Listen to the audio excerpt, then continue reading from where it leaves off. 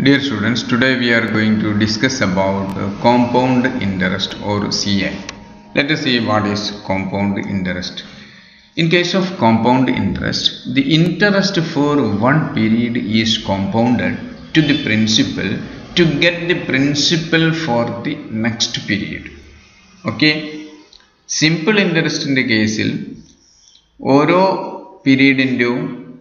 ഓരോ പീരീഡുമായി ബന്ധപ്പെട്ട ഇൻട്രസ്റ്റ് കണക്കാക്കുന്നത് സെയിം പ്രിൻസിപ്പൽ എമൗണ്ടിന് വേണ്ടിയാണ്. എങ്കിൽ ഇവിടെ ഒരു വർഷത്തെ പ്രിൻസിപ്പൽ എത്രയാണോ ആ പ്രിൻസിപ്പലിൻ്റെ കൂടെ ആ പീരീഡിലുള്ള ഇൻട്രസ്റ്റും കൂടെ ആഡ് ചെയ്തിട്ടുള്ള തുകയാണ് നെക്സ്റ്റ് പീരീഡിൻ്റെ തുടക്കത്തിൽ ആ പ്രിൻസിപ്പലായി മാറുന്നത്. ഓക്കെ, അതാണ് കോമ്പൗണ്ട് ഇൻട്രസ്റ്റ് എന്നതുകൊണ്ട് ഉദ്ദേശിക്കുന്നത്. Okay, the compounding may be done annually, half yearly or quarterly. അതായത് ഒന്നാമത്തെ വർഷം നമ്മൾ തുടക്കത്തിൽ എത്രയാണ് ഇൻവെസ്റ്റ് ചെയ്തിരിക്കുന്നത് ആ വർഷം അവസാനം കിട്ടുന്ന ഇൻട്രസ്റ്റും കൂടെ ആഡ് ചെയ്തിട്ട് രണ്ടാമത്തെ വർഷം തുടക്കമുള്ള പ്രിൻസിപ്പൽ നിർണ്ണയിക്കുന്നു, പ്രിൻസിപ്പൽ എത്രയാണെന്ന് കണ്ടുപിടിക്കുന്നു. അപ്പോൾ അവിടെ ഇൻട്രസ്റ്റ് കോമ്പൗണ്ട് ചെയ്യുന്നത് ആനുവലി ആണ്. ഇനി 6 മാസം കൂടുന്ന സമയത്ത് അല്ലെങ്കിൽ ക്വാർട്ടർലി ആവുന്ന സമയത്ത് 3 മാസം കൂടുന്ന സമയത്തൊക്കെ കോമ്പൗണ്ടിങ് നടത്താവുന്നതാണ്. കോമ്പൗണ്ടിങ് നടത്തുന്നത് ക്വാർട്ടർലി ആണെന്ന് പറയുമ്പോൾ ജനുവരി 1-ാം തീയതി നമ്മൾ ഒരു ഡെപ്പോസിറ്റ് ബാങ്കിൽ നടത്തിയെന്ന് വിചാരിക്കുക.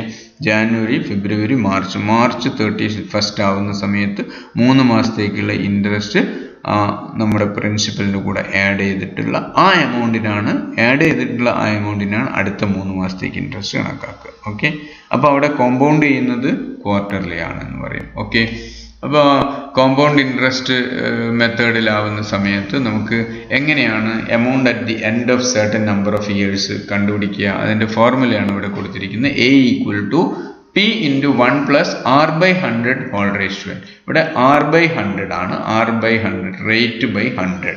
ഓക്കെ, 1ൻ്റെ കൂടെ റേറ്റ് ബൈ 100 എത്രയാണോ വരുന്നത് അത് ആഡ് ചെയ്യുക, whole raise to n. Okay, ഇവിടെ A എന്തുകൊണ്ട് amount at the end of n years. P means principal, R rate of interest per annum, n = number of years. Okay, അപ്പോൾ ഇവിടെ total amount of compound interest കാണണമെങ്കിൽ എന്ത് ചെയ്താൽ മതി? നമ്മൾ A കണ്ടുപിടിച്ചല്ലോ, amount at the end of n years. Principal നമുക്കറിയാം. അപ്പോൾ എയിൽ നിന്ന് P മൈനസ് ചെയ്താൽ total interest for n years = amount at the end of n years minus principal. That means A minus P. Okay, നമുക്കൊരു question നോക്കാം. Find compound interest on ₹24,000 for 2 years at the rate of 5% per annum. Compound interest കാണാനാണ് പറഞ്ഞത്. Compound interest is equal to A minus P. Okay, A = P × 1 + R/100 whole raised to n. Okay, P here, P is 24,000, R is 5% per annum and n is 2 years. Okay, therefore A = 24,000 × 1 + 5/100 whole raised to 2. അതിൻ്റെ amount at the end of 2 years 26,460 ആണ്. അപ്പോൾ ഇതാണ് amount at the end of 2 years. ഇപ്പോൾ തുടക്കത്തിലുള്ള principal 24,000 ആണ്. അതുകൊണ്ട് therefore total amount of compound interest is equal to A minus P. 26,460 minus 24,000, 2,460. Okay, yes. മറ്റൊരു question നോക്കാം. Found the sum at the end of 4 years for ₹10,000 at 10% per annum compound interest. P 10,000 ആണ്, N 4 years ആണ്, R 10% per annum ആണ്. അപ്പോൾ A എന്തായിരുന്നു? A = P × 1 + R/100 whole raised to n. അപ്പോൾ അതിൽ ആ വാല്യൂസ് ഒക്കെ ഒന്ന് സബ്സ്റ്റിറ്റ്യൂട്ട് ചെയ്തു. P എന്ന് പറയുന്നത് 10,000 ആണ്, 1 + R 10/100 ആണ്, R/100 10/100 whole raised to 4 ആണ്, 4 years. അപ്പോൾ 10,000 × 1 + 0.1 വരും എന്ന് പറഞ്ഞാൽ 10,000 × 1 + 0.1 1.1 whole raised to 4 വരും. അപ്പോൾ അത് മൾട്ടിപ്ലൈ ചെയ്ത് കഴിഞ്ഞാൽ 14,641 ആണ്. 4 വർഷം കഴിയുന്ന സമയത്ത് മിസ്റ്റേക്ക് ആണ്.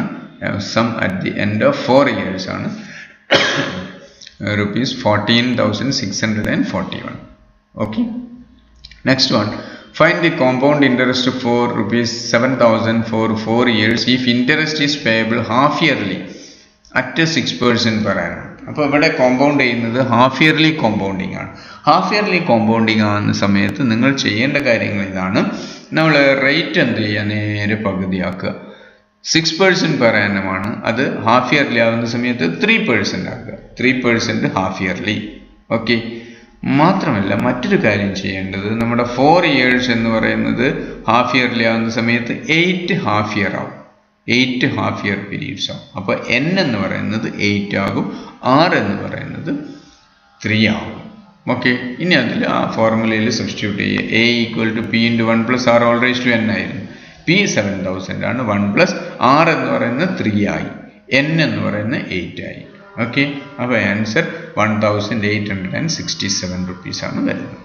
ഓക്കെ. യെസ്. നമുക്ക് അടുത്തൊരു ക്വസ്റ്റ്യൻ നോക്കാം.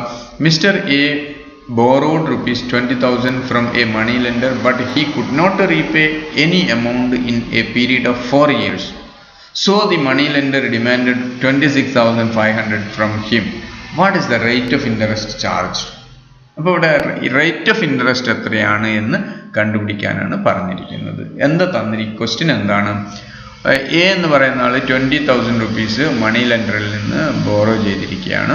4 വർഷം കഴിഞ്ഞിട്ടും അയാൾക്കൊന്നും പൈസ ഒന്നും തിരിച്ചടയ്ക്കാൻ സാധിച്ചില്ല. അങ്ങനെ 4 വർഷം കഴിയുമ്പോൾ 26,500 അപ്പോൾ ഡിമാൻഡ് ചെയ്യുന്നു. അപ്പോൾ റേറ്റ് ഓഫ് ഇൻട്രസ്റ്റ് എത്രയാണ്? അപ്പോൾ ബി 20,000 ആണ്. A at the end amount at the end of 4 years എന്ന് പറയുന്നത് 26,500 ആണ്. ഓക്കെ. അപ്പോൾ നമുക്ക് n 4 ആണ്. അപ്പോൾ 6 ആണ് കണ്ടുപിടിക്കേണ്ടത്. ഇതാണ് ക്ലിയർ. അപ്പോൾ നമുക്ക് സാധാരണ എ കണ്ടുപിടിക്കുന്നത് നമുക്കറിയാം, പിയും എന്നും ആറും കിട്ടിക്കഴിഞ്ഞ് എ കണ്ടുപിടിക്കുന്നത് നമുക്കറിയാം. പക്ഷെ ഇവിടെ എ തന്നിട്ടുണ്ട്, പക്ഷെ പി തന്നിട്ടുണ്ട്, എന്നും തന്നിട്ടുണ്ട്, 6 മിസ്സിങ് ആണ്. അത് നമുക്ക് കണ്ടുപിടിക്കാം. A equal to P into 1 plus r whole raise to n ആയിരുന്നല്ലോ. അപ്പോൾ 26,500 is equal to 20,000 into 1 plus r whole raise to 4 എന്നത്. ഓക്കെ. അത് സിംപ്ലിഫൈ ചെയ്ത് കഴിഞ്ഞാൽ ഇങ്ങനെ വരും. നോക്കൂ, 20 ഇതാണ് ഇവിടെ 1 plus r/100 whole rice to n അതവിടെ നിർത്തി. ഇവിടെ ഉള്ളത് ഈ 20,000 ലെഫ്റ്റ് സൈഡിലേക്ക് വരുമ്പോൾ ഇവിടെ ഇൻറ്റു ആണ്, ഡിവൈഡഡ് ബൈ. ഇപ്പോൾ 26,500 divided by 20 equal to 1 plus r/100 whole rice to 4 എന്നത്. അപ്പോൾ 1.3250 is equal to 1 plus r/100 whole rice to 4 എന്ന് വരും. ഇതിൻ്റെ ഇങ്ങനെ എത്തിക്കഴിഞ്ഞാൽ നമ്മൾ നേരത്തെ ലോഗരിതം പഠിച്ച് ഓർക്കുന്നുണ്ടോ? ഇതിൻ്റെ ലെഫ്റ്റ് സൈഡിലും റൈറ്റ് സൈഡിലും ലോഗരിതം എടുക്കുക. Taking logarithm on both sides. Logarithm of 1.3250 is equal to 4 log 1 plus r/100 എന്ന് കിട്ടും. 4 log 1 പ്ലസ് r/100 കിട്ടും. അപ്പോൾ ലോഗരിതം ഓഫ് 1.325 എന്ന് പറഞ്ഞാൽ 0.1222 ആണ്. Is equal to 4 log 1 plus r/100 കിട്ടി. ക്ലിയർ എന്ന് പറഞ്ഞു കഴിഞ്ഞാൽ log of 1 plus r/100 is equal to 0.1222 divided by 4 is equal to 0.03055 എന്ന് കിട്ടും. 1 plus r/100 is equal to, അപ്പോൾ ഇത് വീണ്ടും ആൻറ്റി ലോഗരിതം എടുക്കുകയാണ്. ഈ ലോഗ് ഓഫ് 1 പ്ലസ് r/100 ആണ് 0.03055 ഉള്ളത്. ഇനി ഇതിൻ്റെ ആൻറ്റി ലോഗരിതം, രണ്ട് ഭാഗത്തും ആൻറ്റി ലോഗരിതം എടുക്കുകയാണ്. ഇതിൻ്റെ ആൻറ്റി ലോഗരിതം എടുത്തു കഴിഞ്ഞാൽ ലോഗ് ഒഴിവായി 1 പ്ലസ് r/100 ആവും. ഇതിൻ്റെ ആൻറ്റി ലോഗരിതം എടുത്താൽ ലോഗരിതമിക് വാല്യൂവിൻ്റെ ആൻറ്റി ലോഗരിതം എടുത്തു കഴിഞ്ഞാൽ ആദ്യത്തെ വാല്യൂ തന്നെ കിട്ടും. ഇതാണ് ലോഗരിതമിക് വാല്യൂ. ഇതിൻ്റെ ആൻറ്റി ലോഗ് എടുത്തു കഴിഞ്ഞാൽ ഈ 1 പ്ലസ് r/100 തന്നെ കിട്ടും. ഓക്കെ. ഈസ് ഈക്വൽ ടു ഇതിൻ്റെ anti log of 0.03055 that is equal to 1.073. നിങ്ങൾ ലോഗരിതം ടേബിൾ ഉപയോഗിച്ച് കണ്ടുപിടിക്കുക. അതെല്ലാം ഡീറ്റെയിൽ ആയിട്ട് നേരത്തെ പഠിച്ചതാണ്. അപ്പോൾ r/100 ഈസ് ഈക്വൽ ടു, ഇവിടെ r/100 ഈസ് ഈക്വൽ ടു 1.073, ഈ +1 എന്നുള്ള ഇങ്ങോട്ട് -1, 0.073 വരും. r is equal to 0.073 into 100 വരും 7.3. Therefore rate of interest is 7.3%. Okay. Yes. And next one, the population of a country increases every year by 2.4% of the population at the beginning of that year. തുടക്കത്തിലുള്ള ഓരോ വർഷവും തുടക്കത്തിലുള്ളതിൻ്റെ 2.4% വർധനവ് വരുന്നു പോപ്പുലേഷനിൽ. In what time will the population double itself? Answer to the nearest year. Okay, എത്ര വർഷം കൊണ്ട് population double ആകും? അപ്പോൾ പോപ്പുലേഷൻ ഡബിൾ ആകും എന്ന് പറയുന്നുണ്ട്. എന്ന് പറഞ്ഞാൽ ഇപ്പോഴുള്ളത് പോപ്പുലേഷൻ പി ആണ്. പ്രിൻസിപ്പൽ എന്ന് നമ്മൾ പറയുന്ന ആ ഒറിജിനൽ പോപ്പുലേഷൻ തുടക്കത്തിലുള്ള പി ആണെങ്കിൽ നിശ്ചിത വർഷം കഴിഞ്ഞാൽ അത് ഡബിൾ ആകും എന്ന് പറഞ്ഞാൽ 2p ആകും. അപ്പൊ നമ്മളിവിടെ പി എന്ന് പറയുന്നത് പി തന്നെ, അതായത് പ്രിൻസിപ്പൽ തുടക്കത്തിലുള്ളത് P. Amount at the end of certain number of years എന്ന് നമ്മൾ പറയാറുണ്ടല്ലോ. എമൗണ്ട് അറ്റ് ദി എൻഡ് എന്ന് പറയുന്നത് ഡബിൾ ആകും, അതായത് പി ആണെങ്കിൽ 2p ആകും. ആർ 2.4% ആണ്. n ആണ് നമുക്ക് കണ്ടുപിടിക്കേണ്ടത്. ഓക്കെ, അപ്പൊ എ കാണാൻ a equal to P into 1 + r whole raise to n എന്നാണ്. എ എന്ന് പറയുന്നത് എന്താ? 2p ആണ്. ഇപ്പൊ 2p is equal to P into 1 + r നമുക്കറിയാം 2.4 ആണ്. അപ്പോൾ 0.024 ഹോൾ റേസ് ടു n കിട്ടും. ഓക്കെ, ഈ ഇക്വേഷന്റെ ലെഫ്റ്റ് സൈഡും റൈറ്റ് സൈഡും നമുക്ക് p കൊണ്ട് ഡിവൈഡ് ചെയ്ത് കഴിഞ്ഞാൽ ഇവിടെ 2p കൊണ്ട് ഡിവൈഡ് ചെയ്താൽ 2 ആകും. ഇവിടെ p കൊണ്ട് ഡിവൈഡ് ചെയ്ത് പിന്നെ 1.024 ഹോൾ റേസ് ടു n എന്നേ ഉണ്ടാവും. ഇങ്ങനെ ആയി കഴിഞ്ഞാൽ നമുക്ക് രണ്ടും ലെഫ്റ്റ് സൈഡും റൈറ്റ് സൈഡും ലോഗരിതമിക് ലോഗരിതം ഉപയോഗിക്കാം. Logarithm of 2 is equal to n log 1.024 എന്ന് പറഞ്ഞാൽ ലോഗരിതം ഓഫ് 2 എന്ന് പറഞ്ഞാൽ 0.3010 is equal to n into log of 1.024 എന്ന് പറഞ്ഞു കഴിഞ്ഞാൽ 0.0103 എന്നാണ്.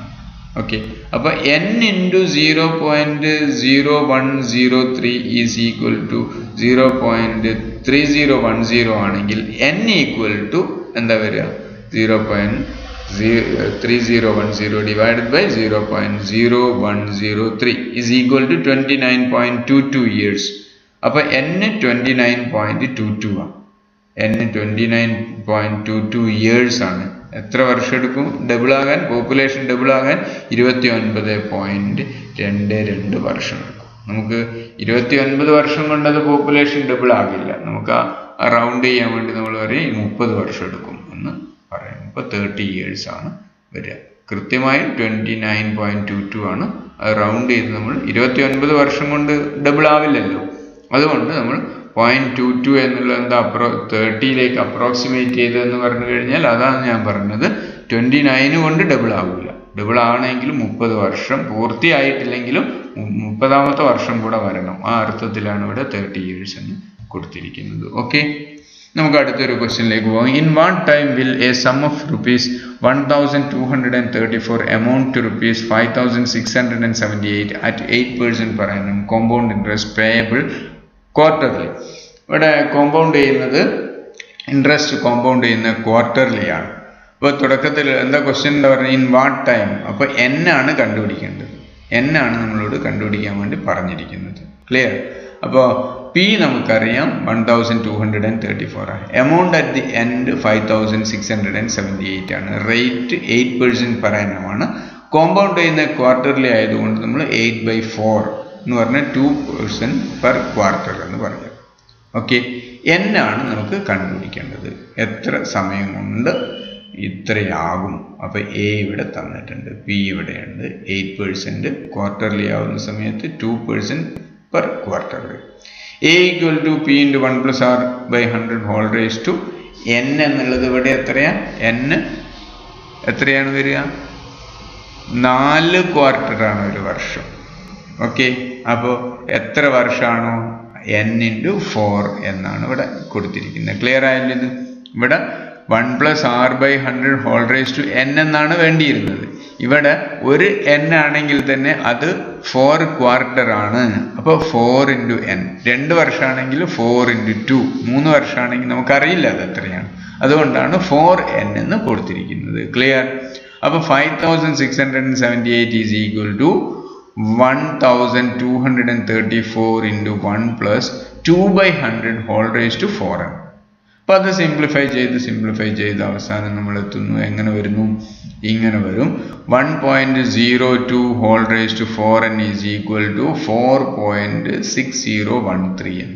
ഇപ്പോൾ ലോഗരിതം എടുത്തു കഴിഞ്ഞാൽ 4n log 1.02 is equal to log 4.6013. 4n into logarithm of 1.20 ആണിത് 0.0086 is equal to ഇതിന്റെ ലോഗരിതം 0.6629. അപ്പോൾ 4n is equal to 0.6629 divided by 0.0086 is equal to 77.0814. Means n equal to 77.0814 divided by 4 equal to 19.27 years. But number of years required എന്ന് പറഞ്ഞാൽ 19.27 years ആണ് ആവശ്യം. ഇത് നമുക്ക് round ചെയ്ത് നമുക്ക് പറയാം 19 വർഷം കൊണ്ട് ഇത്രയാവില്ല, റൗണ്ട് 20 വർഷം വേണമെന്ന് നമുക്ക് വേണമെങ്കിൽ പറയാം. ഇത് തന്നെ എഴുതിയാൽ മതി നിങ്ങൾ കൃത്യമായി. 90 റൗണ്ട് ചെയ്യാൻ വേണ്ടി ഒന്നും പറഞ്ഞിട്ടില്ല. 19.27 years ആണ് വേണ്ടതെന്ന് പറയാം. Okay, yes. ഇനി നമുക്ക് പുതിയ കോമ്പൗണ്ട് ഇൻട്രസ്റ്റിനെ തുടർച്ചയെന്നോണം പുതിയൊരു കാര്യം പഠിക്കുകയാണ്. Effective rate of interest. എന്താണ് ഇഫക്റ്റീവ് റേറ്റ് ഓഫ് ഇൻട്രസ്റ്റ് എന്ന് പറഞ്ഞാൽ? The effective rate is the actual rate that one earns or pays after considering the effects of frequency of compounding. നമ്മൾ കോമ്പൗണ്ട് ചെയ്യുന്നെന്ന് പഠിച്ചിട്ടുണ്ട്. ക്വാർട്ടർലി കോമ്പൗണ്ടിങ് പഠിച്ചു, half yearly compounding എന്നെല്ലാം പഠിച്ചു. ഇങ്ങനെ compound ചെയ്യുന്നതിൻ്റെ frequency ഒരു വർഷത്തിൽ ക്വാർട്ടർലി ആകുന്ന സമയത്ത് 4 തവണ, ഹാഫ് ഇയർലി ആകുന്ന സമയത്ത് 2 തവണ കോമ്പൗണ്ട് ചെയ്യുന്നു. കോമ്പൗണ്ടിങ് ഫ്രീക്വൻസിയാണ് 2 times 4 times എന്നെല്ലാം പറയുന്നത്. അതിൻ്റെ ഇഫക്റ്റും കൂടെ പരിഗണിച്ച് കഴിഞ്ഞാൽ യഥാർത്ഥത്തിലുള്ള റേറ്റ് എത്രയായിരിക്കും? അതിനെയാണ് ഇഫക്റ്റീവ് റേറ്റ് എന്ന് പറയുന്നത്. ഓക്കെ, നമ്മളിപ്പോൾ 10% റേറ്റ് ഓഫ് ഇൻട്രസ്റ്റ് എന്ന് പറയുന്നു. 10% റേറ്റ് ഓഫ് ഇൻട്രസ്റ്റ് എന്ന് പറഞ്ഞു കഴിഞ്ഞാൽ ഒരു വർഷം നമുക്ക് ഒരു നിശ്ചിത എമൗണ്ട് ഡെപ്പോസിറ്റ് ചെയ്ത് കഴിഞ്ഞാൽ, അല്ലെങ്കിൽ നിശ്ചിത എമൗണ്ട് വായ്പ എടുത്തു കഴിഞ്ഞാൽ അതിൻ്റെ 10% ഇൻട്രസ്റ്റ് കൊടുക്കണം, അല്ലെങ്കിൽ ഇൻട്രസ്റ്റ് കിട്ടും. ഓക്കെ, ഇനി 6 മാസം കൂടുന്ന സമയത്ത് ഹാഫ് ഇയർലി കോമ്പൗണ്ടിങ് ആണെങ്കിൽ കുറച്ചുകൂടെ കൂടുതൽ റേറ്റ് ഓഫ് ഇൻട്രസ്റ്റ് വരും. എന്തുകൊണ്ടാണ്? ആദ്യത്തെ 6 മാസത്തേക്ക് ഇൻട്രസ്റ്റ് കണ്ട് കൂട്ടിയിട്ടാണ് പിന്നീടുള്ള ആ എമൗണ്ടിന് വേണ്ടിയാണ് പിന്നീടുള്ള 6 മാസത്തേക്ക് ഇൻട്രസ്റ്റ് കാണുന്നത്. ഓക്കെ, അപ്പോൾ അതുകൂടെ പരിഗണിച്ച് കഴിഞ്ഞാൽ എത്രയാണോ ഇൻട്രസ്റ്റ് റേറ്റ് വരിക അതിനെയാണ് ഇഫക്റ്റീവ് റേറ്റ് ഓഫ് ഇൻട്രസ്റ്റ് എന്ന് പറയുന്നത്. ക്ലിയർ? അപ്പോൾ നമുക്കൊരു പ്രോബ്ലം ചെയ്ത് നോക്കാം. അപ്പോൾ ക്ലിയർ ആവും എന്താണ് ഈ കോൺസെപ്റ്റ് എന്ന്. Find the effective rate of interest if interest is calculated at 6% per annum compounded semi-annually. Semi-annually എന്ന് പറഞ്ഞാൽ ഹാഫ് ഇയർലി. അപ്പം നിങ്ങൾ let P equal to 100, principal amount 100 ആണെന്ന് വിചാരിക്കുക. എൻ 2 ഹാഫ് ഇയേഴ്സ് ആണ്. ഒരു വർഷം എന്ന് പറയുമ്പോൾ 2 ഹാഫ് ഇയർ ആണ്. റേറ്റ് ഓഫ് ഇൻട്രസ്റ്റ് 6% ആണ്. ഹാഫ് ഇയറിലേക്ക് ആകുമ്പോൾ 3% ആയിട്ട് നമുക്ക് എടുക്കാം. അങ്ങനെയാണെങ്കിൽ A equal to P into 1 + r/100 whole rice to n എന്നാണ്. ഓക്കെ, n എന്ന് പറഞ്ഞു കഴിഞ്ഞാൽ ഇവിടെ 2 ആണ്. ക്ലിയർ? ഇപ്പം നോക്കൂ, 100 into 1 + 3/100 whole square is equal to 100 into 1.0.3 whole square. 100 into 1.0609 is equal to 106.09. This is A. A എന്ന് പറയുന്നത് ഇതാണ്. പ്രിൻസിപ്പൽ എമൗണ്ട് എത്രയായിരുന്നു? 100 ആണ്. അപ്പോൾ A 106.09. അപ്പോൾ ടോട്ടൽ ഇൻട്രസ്റ്റ് എത്രയാണ്? A - P 6.09 ആണ് ഇൻട്രസ്റ്റ്. ക്ലിയർ? അപ്പോൾ ഈ ഇൻട്രസ്റ്റ് റേറ്റ് യഥാർത്ഥത്തിൽ എത്രയാണ്? 100 രൂപയ്ക്കാണ് നമുക്ക് 6.09 ഇൻട്രസ്റ്റ് കിട്ടിയിരിക്കുന്നത്. അപ്പോൾ ഒരു വർഷത്തേക്കുള്ള ഇൻട്രസ്റ്റ് റേറ്റ് എത്രയാണ്? 6.09 divided by 100 into 100 was 0.69% per annum. This is the effective rate of interest. Clear? Effective rate of interest 0.9% per annum ആണ്. നമ്മുടെ നോർമൽ റേറ്റ് ഓഫ് ഇൻട്രസ്റ്റ് എത്രയായിരുന്നു? 6% per annum ആണ്. അത് ഹാഫ് ഇയർലി കോമ്പൗണ്ട് ചെയ്യുന്നതുകൊണ്ട് യഥാർത്ഥത്തിൽ നമുക്ക് ഒരു വർഷം റേറ്റ് ഓഫ് ഇൻട്രസ്റ്റ് 6.09% കിട്ടുന്നു. ഇതിനെയാണ് ഇഫക്റ്റീവ് റേറ്റ് ഓഫ് ഇൻട്രസ്റ്റ് എന്ന് പറയുന്നത്. ഓക്കെ, അടുത്തൊരു ക്വസ്റ്റ്യൻ നോക്കാം. Find the effective rate of interest if interest is calculated at 8% per annum compounded quarterly. നേരത്തെ ചെയ്തത് സെമി ആനുവലി ആണ്, അല്ലെങ്കിൽ ഹാഫ് ഇയർലി ആണ്. ഇവിടെ ക്വാർട്ടർലി. അപ്പോൾ നോക്കൂ, പി 100 ആണ്, n 4 ക്വാർട്ടർ ഇയേഴ്സ് ആണ്, 8% by 4 2% ആവും. അപ്പോൾ എ എന്ന് പറയുന്നത് A is equal to P into 1 plus R by 100 whole raise to 4 ആണ് ഒരു വർഷം 4 quarter. Okay, 100 into 1 plus 2 by 100 whole raise to 4 simplify ചെയ്താൽ 108.24 കിട്ടും. അപ്പോൾ actual amount at the end of certain number of years 108.24 ആണ്, P 100 ആണ്, total interest 8.24 ആണ് വരിക, എ മൈനസ് പി. ഓക്കെ, അപ്പോൾ റേറ്റ് ഓഫ് ഇൻട്രസ്റ്റ് എത്രയാണ്? Interest divided by P 8.24 divided by P 100 ആണ് ഇൻറ്റു 100. അപ്പോൾ 8.24% per annum ആണ്. Normal rate of interest 8% per annum ആയിരുന്നു. Effective rate of interest 8.24% per annum. Okay, clear? അപ്പോൾ നമുക്ക് കോമ്പൗണ്ട് ഇൻട്രസ്റ്റ് എന്ന ആ concept effective rate of interest ഉൾപ്പെടെ നമ്മൾ മനസ്സിലാക്കുകയുണ്ടായി. ആ ഭാഗം നമ്മൾ ഇവിടെ അവസാനിപ്പിക്കുകയാണ്. നെക്സ്റ്റ് ക്ലാസ്സിൽ നമുക്ക് ബാക്കി ഭാഗങ്ങൾ പഠിക്കാം. Okay, thank you.